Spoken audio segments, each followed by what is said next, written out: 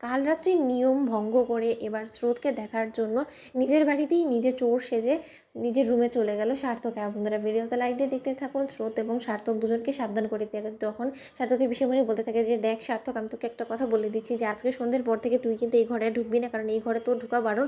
কাল সকালে একদমই এই ঘরে ঢুকবি। কথা বলা মতো সার্থক বলতে থাকে যে কেন পিসিমণি, এটা কেমন নিয়ম বলো তো? এটাও নিশ্চয়ই তোমাদের আচার অনুষ্ঠানের মধ্যেই পড়ে। বলো তো কিসের এমন নিয়ম যে যার ফলে কিনা আমি আমার এতদিন যে ঘরে রয়েছি আজকে সেই ঘরে আমি নিজেই ঢুকতে পারবো না? বলো তো। আর স্রোত এই ঘরের মধ্যে কবজা করে বসবে কেন? কিসের এত নিয়ম? তখন এই কথা বলা মতো সার্থকের বিষয়মণি বলতে থাকে যে দেখ এত কিছু তোকে আমি বলতে পারবো না, কিন্তু আজকে সন্ধ্যের পর থেকে তোদের কাল রাত্রেই শুরু হয়ে যাবে। তাই আর যাই হোক না কেন তোরা একে অপরের মুখ খবরদার দেখবি না কিন্তু সার্থক। আর তুই যদি এই নিয়মটা ভঙ্গ করিস তাহলে আমার থেকে খারাপ কেউ হবে না।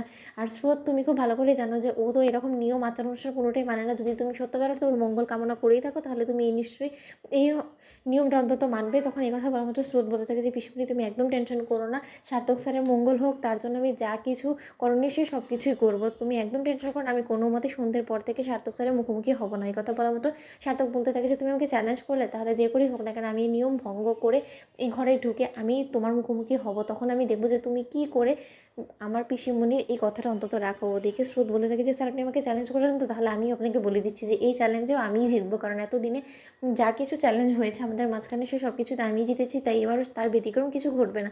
ওদিকে এই কথা বলা মাত্র সার্থক ওর মাস্ততো পিস্ততো ভাই বোন হতে সকলকে নিয়ে বলতে থাকে যে দেখ যে করেই হোক না কেন আজকে আমি একবার হলো স্রোতের মুখ দেখবো। আর কিন্তু সেটা কী করে সেই বিষয়ে তোরা আমাকে আইডিয়া দে। তখন এই কথা বলা মাত্র সার্থকের পিস্ততো বোনেরা বলতে থাকে যে সেটা নিয়ে আর এত কিসের চিন্তা, বলতে আজকে আমাদের সাথেই তো ঘুমাবে স্রোত, তখন না হয় তুই একবার এসে টুক করে স্রোতকে দেখে যাবি আর তাতেই তুই জিতে যাবি এই চ্যালেঞ্জে।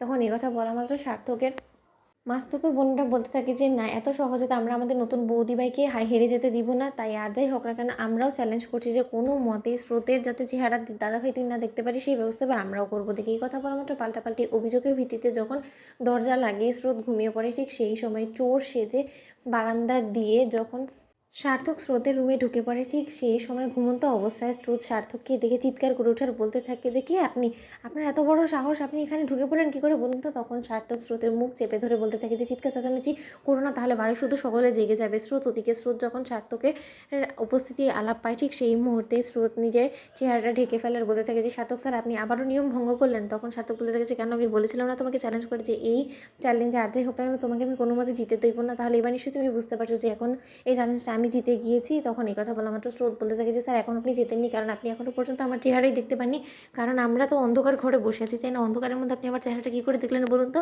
তার মানে এখনও পর্যন্ত আপাতত আমি জিতে আছি আর এই চ্যালেঞ্জে আপনার থেকে আমি ভালো পয়েন্ট নিয়ে এগিয়ে আছি। তো বন্ধুরা ভিডিওটি ভালো লেগে থাকলে অবশ্যই লাইক কমেন্ট শেয়ার সাবস্ক্রাইব করতে